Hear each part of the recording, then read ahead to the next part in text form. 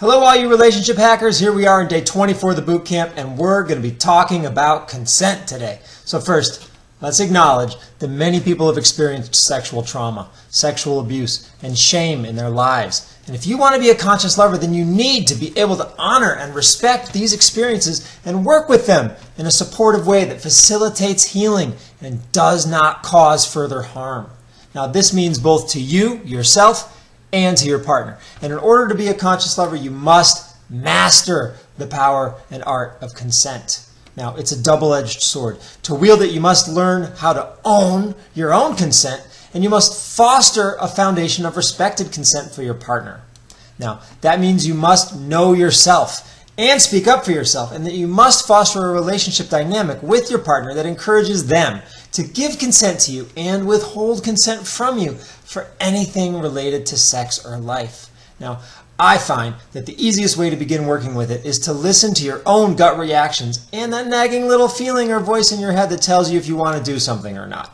And get this, if the answer isn't a clear yes, then just consider it a no.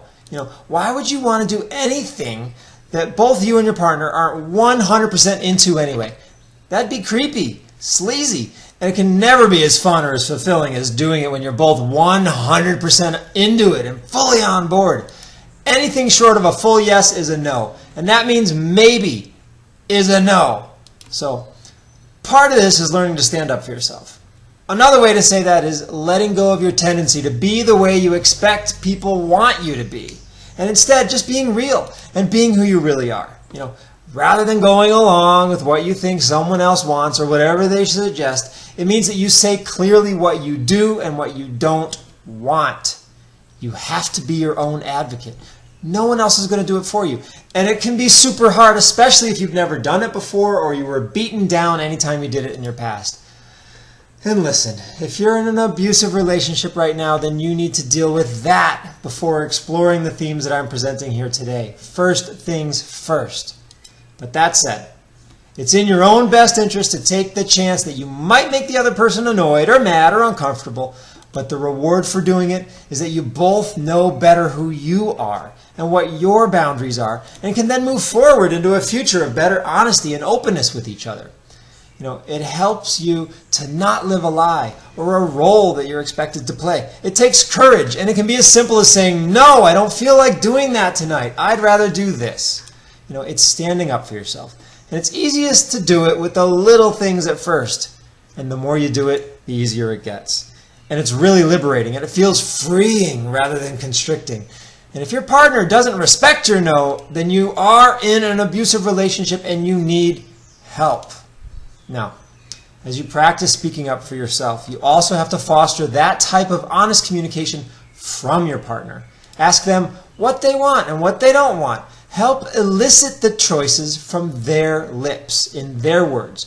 Don't try to make things happen the way you want them to. Just help them to speak their own mind. Just sharing these things is helpful to a relationship. Now, they may have been hurt so badly in the past that they've never been able to make a sexual choice, or speak their own mind, or make their own sexual decisions before. To honor that reality, first do no further harm, and then help create a space that can support healing. The best thing for you to do is to empower them to make their own choices and take their own sexual decision-making power back. The foundation of healing is having the option to heal. And with sexual trauma, that option takes the shape of being able to give or not give consent freely, uncoerced. Now, you also need to know and communicate to your partner that consent can be revoked at any time. It's not a once and for all free pass. You can give your consent, but you can then change your mind at any time, and you need to have your partner honor that change of mind in order for you to feel safe in your relationship. Imagine your partner wants to have anal sex with you. Fuck you in your ass. Maybe you initially consent, but imagine they're too rough, too fast. It just hurts too much. You want to be able to change your mind, revoke your consent, and to have them respect that and stop, right?